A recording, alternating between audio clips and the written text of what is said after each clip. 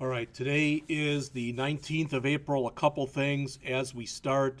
First of all, in this class, there aren't going to be any more assignments. So that third one that I asked you to do for the Uber site was that's it. All right, so hopefully that's good news for you. A couple things I want to talk about before we start, just so you see this stuff. You may care about it, you may not care about it, but either way, that's fine. Let me double check and make sure I'm taping here. And I am. All right. The stuff I'm showing you, I talked with the first year people about it yesterday, but I want you to at least hear it. All right. First of all, if you care,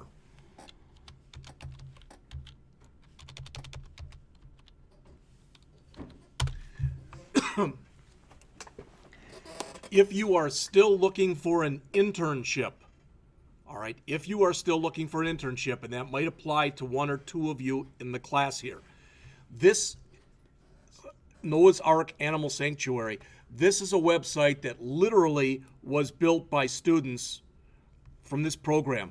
And you might look at it and go, well, it looks pretty amateurish. No, they gave them exactly what they asked for. All right. One of the ladies who runs this place, the one right here, I can't remember her name. It might be Doris, but it might not. She called and left a message that they're looking to make some changes. I'm not sure, but I think that one of the changes they may want to make is that's the founder, and he died in January. And they may want to take that off of their homepage, considering that it's now about 3 months later. See what I'm saying? So according to her, they've got some fairly minor changes that they want to make. All right? She has come into here before, and she will come in here to talk to somebody who is interested in working on updating the website. So if you're interested in doing that as an internship, let me know, and let me know as soon as possible. Because she called about a week ago, and I'm giving this, I'm opening this up to you, and I'm opening it up to the first year students who want to start on their internships also. All right. Let's see. I wanted to give you a couple what I think are really good websites if you care. All right. And what am I doing? Why am I doing it? I'm going to get into that in just a second. But first of all, I don't know if you've ever heard of this site. It's called edx.org. Pretty simple, edx.org. And literally, you can't tell it in here, but they have probably well over 100 classes. And so people say, okay, are they online? Yes. Are they free, or do you pay for them? Yes and yes. I know that sounds stupid, but if you can take the class in what they call audit mode, and it's free. Or you can take the class and you can get a certificate when you complete, and that's $49. All right? But it's the exact same stuff. You're still expected to do the homeworks, etc. So if you're interested in that, take a look at it. All right? Another thing that's out here, again, just so you see this. I don't know if you've heard of this site before or not, but there is a site that's called Egghead.io, not that. That's a really nice site. They've got a lot of stuff on here, and they've got a lot of lessons and courses and stuff for Angular, Angular 2, and JavaScript especially. There's a lot of stuff. Now, they have it set up so you could there's some stuff that you can do for free, and there's some stuff you have to pay for. All right? But I've gone through a bunch of their stuff, their courses. I've gone through most of the thing in here I think it's the Angular JS fundamentals. And you might like this more than lectures like you get from me, for example, because, for example, here, if I go through this, there's 9 lectures, and they're all between 2 and 10 minutes long. So you're not going to get the breadth of coverage, but you're going to get an introduction to things. All right?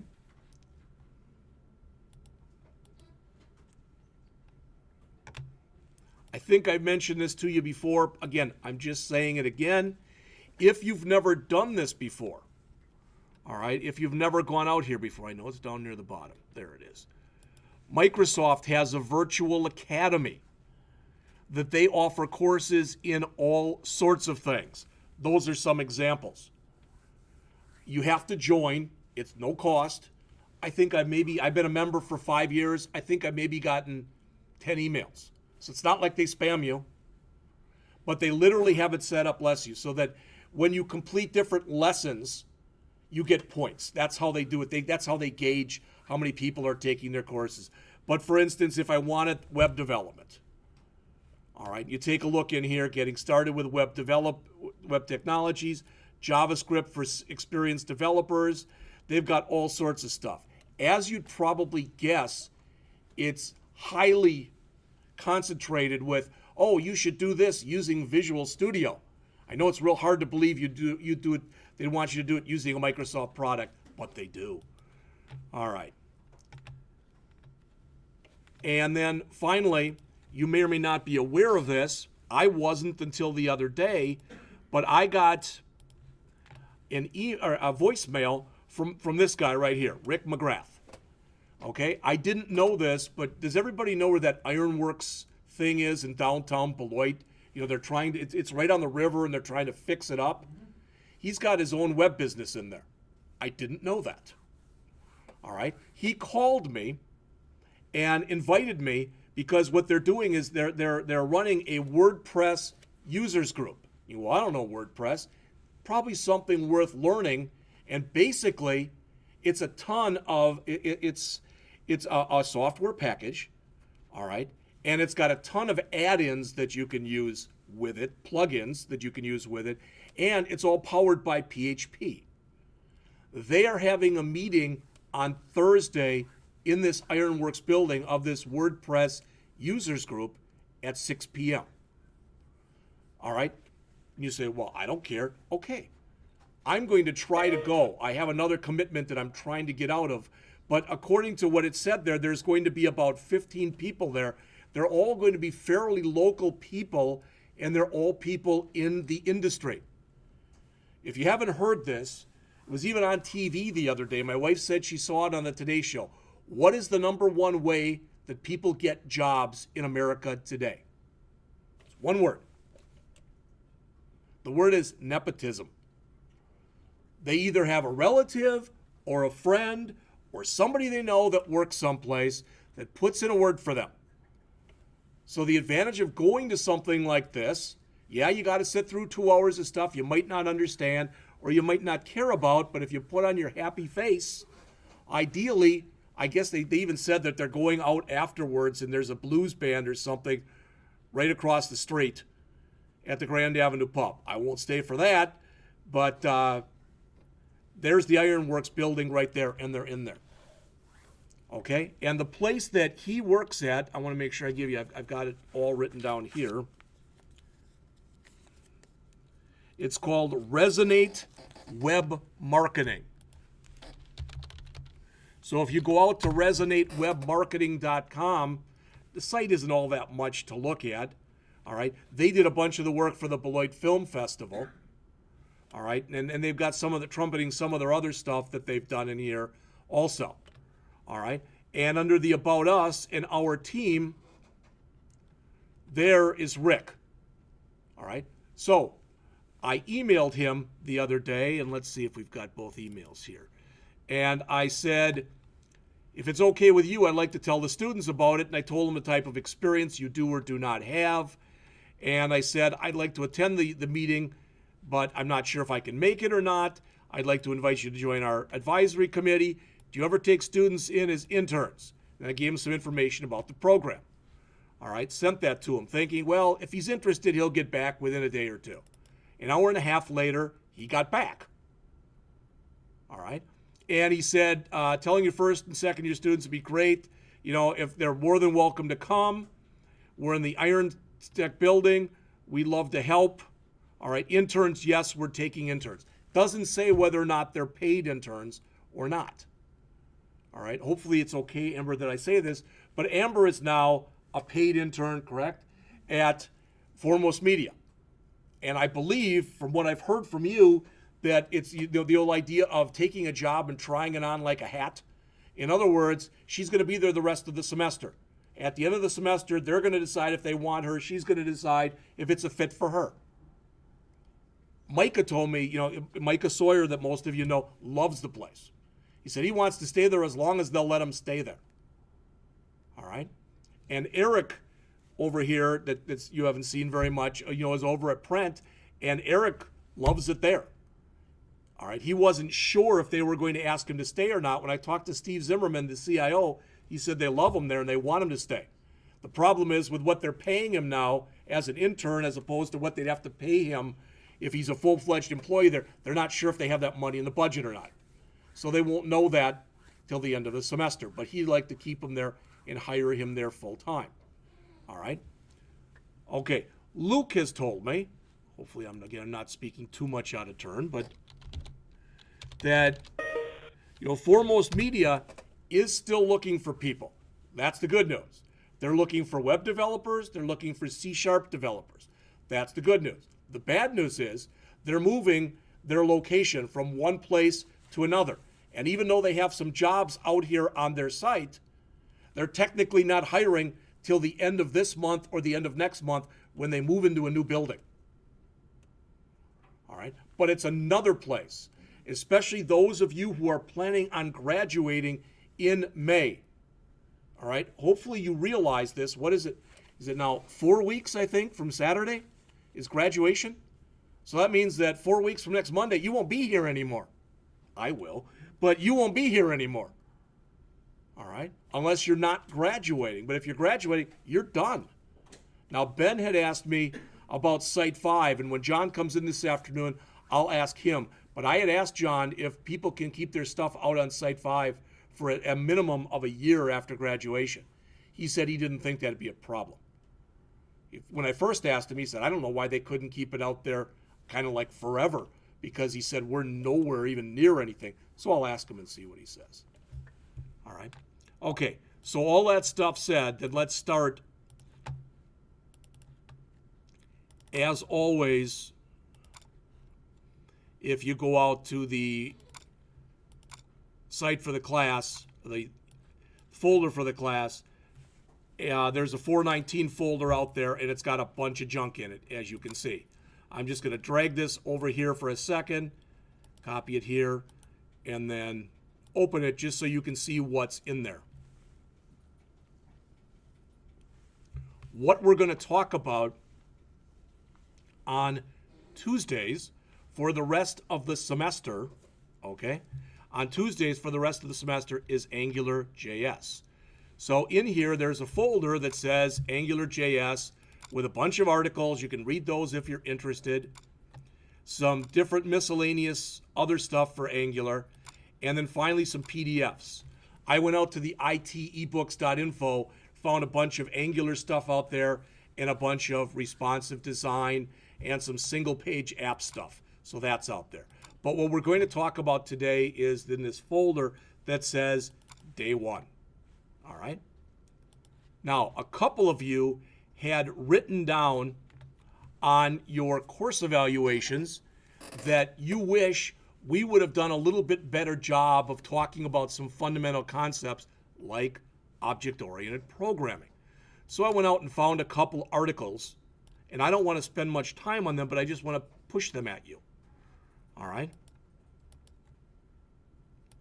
Yesterday, it would not let me open. I couldn't even open up a Word document in here. I don't know why, but I just couldn't.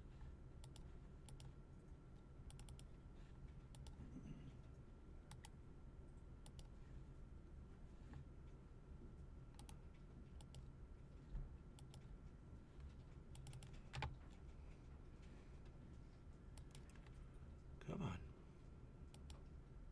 All right.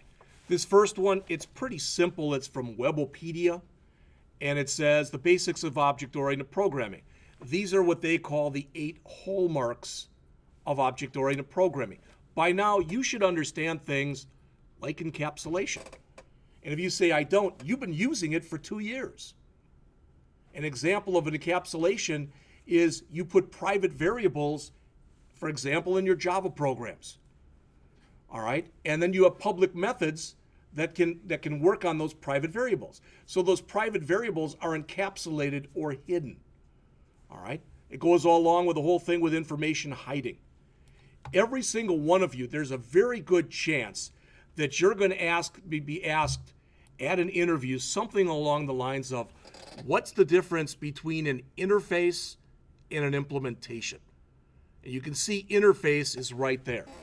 The way I look at it is the interface is what's available, for lack of better words, to everybody. All right? Where the implementation is the code. You have all done things like, for example, in Java, you've done things like import java.io.star, where you're grabbing all of the information that's in the Java input-output package and bringing it into your program. All right? That said, okay, the implementation for that, the actual code, you are bringing it in, but you're not looking at that. Java makes it very hard for you to look at it because they don't want you to change it. All right, so the implementation, and you do your own implementation in your own interface. Think about, for example, the best example I can think of is one of the first C# programs you did. All right, you wrote the code, which is the implementation. You saw the form on the screen, which was your interface. You should understand the differences between things like that. You should understand the difference between an object and a class by now. Objects are instances of classes. All right? You should actually understand what a concept like polymorphism means. And I've given examples like this before. If I create a class called animal, and it's going to be an abstract class. In other words, I'm never going to make an instance of that class, but I make other classes off of it. So I have dog that extends animal, cat that extends animal, etc. I might define inside of animal an abstract method called speak, all right, where a dog will speak by saying bark, a cat meow, etc. That kind of thing, all right?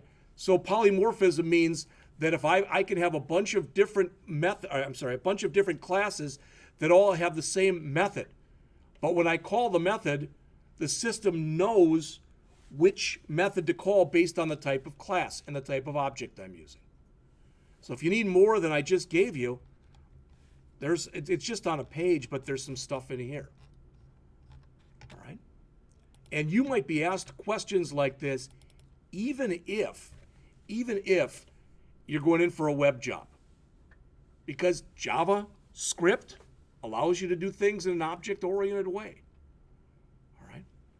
So again, this was written literally by a student who went an intern at a company. What is OOP? How does it differ from other paradigms? What's an object? What's a class? What's inheritance? So if you like that, maybe that would help you. The second thing, I'm not going to try to open up a bunch of these.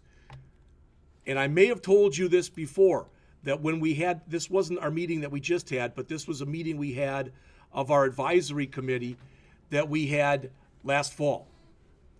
After we go and we give the state of the college and we talk about the programs and all that other good stuff, then what we're supposed to do is go around in a circle and have all of the employers say, what are big issues for you? What are you looking for?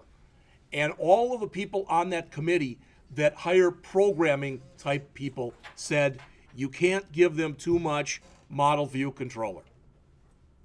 All right? And technically, you've had ModelViewController since the first day you've been in here. All right? Because now what I'm going to call ModelViewController won't exactly link up with what the author says on here, or maybe with what anybody says. But I look at it this way, that really since day one of the 157 class, when you were starting to build websites, all right, you were using HTML, you were using CSS, and you were using JavaScript. All right? So when you talk about ModelViewController, typically the model part, usually in a big application, it's going to be your database. It's going to be all of the database information. All right, but for us, when we started, it was your website. And what is your website? It's the HTML. The view is how you display the data. Well, in the 157 class, the view was your CSS. And technically, even though it doesn't show it on here, technically, the model and the view do not talk to one another directly. Rather, the controller is the intermediary it allows the model and the view to talk to one another. It grabs changes from the view and it pushes those changes out to the model. I'm sorry. It grabs the changes from the model and pushes the changes out to the view so it can update the way you're looking at something. So for instance, if I've got an application and I say I'm on record 6 and I want record 16, all right, I'm going to send a message to the controller. The controller is going to send a message to the model, all right, which is going to send something back to the controller, which is going to update the view. All right, so if you want some more stuff on that I just gave you, there's some articles in here on that. All right, so let's talk about Angular. All right, and you'll notice I've got 6 or 7 different things. I'm not going to open them. You saw the luck I've been having trying to open this stuff. But just to show you, there's 2 things in here I do want to show you. And the first is this. This is a really simple example of using Angular. All right, first of all, notice this. See where it says NG? I've got it up there in line 2. Anytime you start something with NG with a dash after it, it's called an Angular directive. All right? And NG, don't ask me why, but that's what they use for the abbreviation for Angular. Okay? Now, if you've got an HTML document with a bunch of this stuff in there that says NG, and you run it through the validator doesn't like that. But the way you can get around that is what you can put before this is you can put data dash NG. And if you put that, typically the validator then will let it go through. Okay? So that and this mean exactly the same thing, just so you know. All right. And what this says basically is, okay, from here on out, this is going to be an Angular app. What does that mean? We're going to go through that in just a second. All right. Now, if you look in here, we're used to saying right there in this line 7, we're used to saying things like input type equal text and name equals first name or name equal name or whatever. That looks a little weird. What that's saying is our Angular model is going to be name. And if you look down here, anything that you print out in Angular, you print out within double curly braces. So what this is going to do, if we run this, you know, it doesn't look like much, but notice what happens when I start to type in my name. Okay? It immediately updates the page. So what AngularJS is it's a framework. So it's got libraries, it's got a bunch of other good stuff in there, and it's a way you can do a lot of different things with, ideally, think about this. Back in the day, when web pages first started, everything was static. You had just .html files, which wasn't real good for a lot of sites that wanted to update their sites on a regular basis. All right?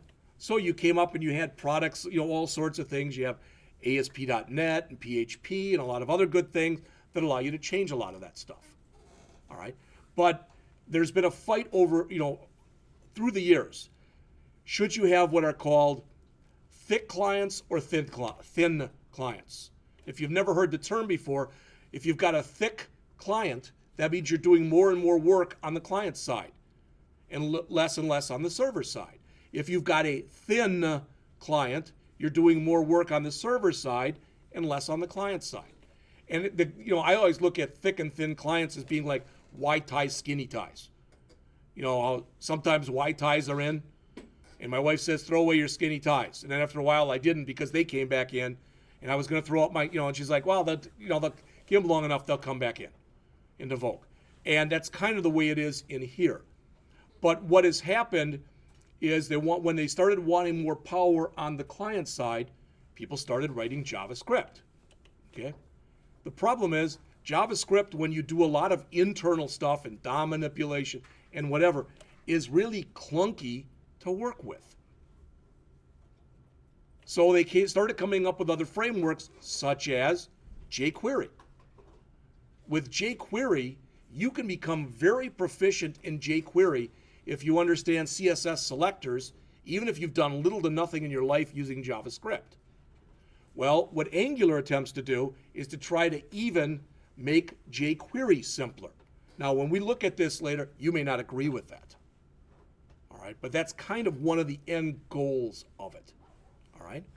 Now, I wanted to show you something, and I've got to, let's see. Oops.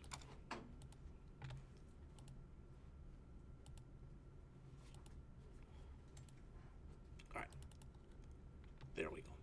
I'm taking a class online right now. We're literally going to watch a video, and I don't typically show you videos in here, but we're going to watch a video in here shortly.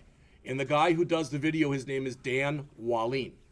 I'm taking a class through udemy.com with him right now. And this is, I literally ripped off his picture.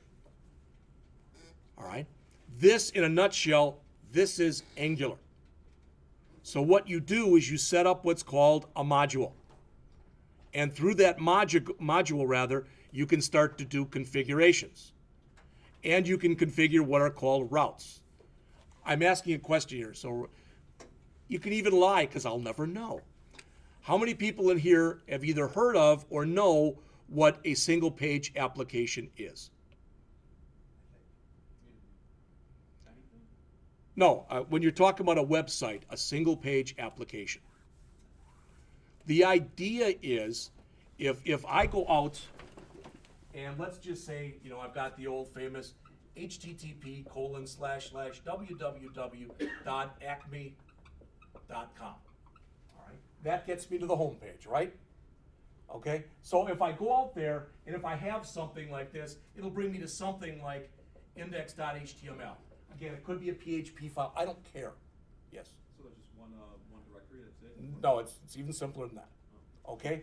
Well, when you have a single page application, what happens is you see here, you'll see something like this.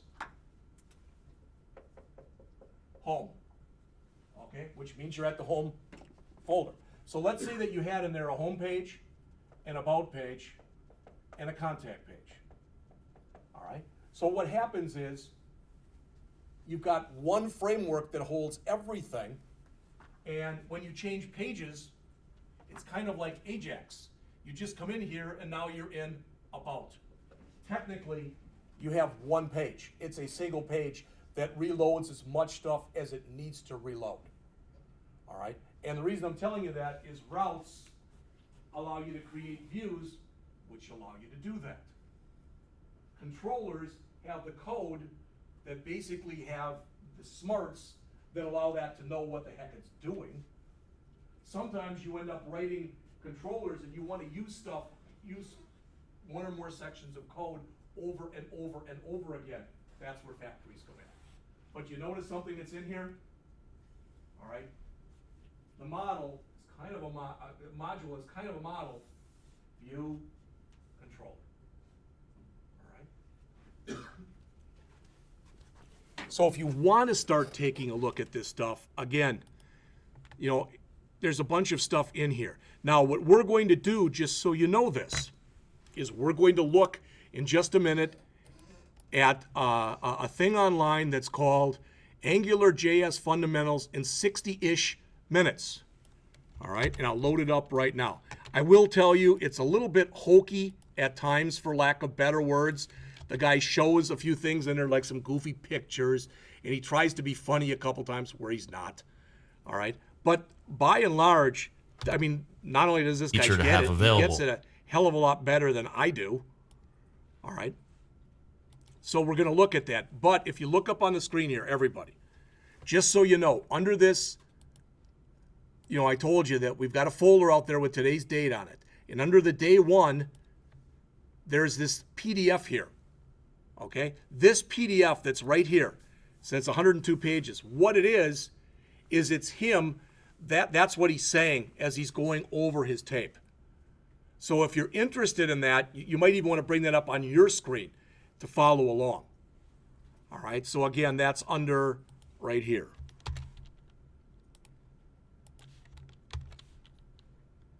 Not there. It's going to be under the 419 folder, the day one, part 03, AngularJS. All right. And again, there is the folder out there with today's date on it. Okay. So what I'm going to do is I'm going to bring that up. I'm going to stop taping. All right. In fact, it's 10:43.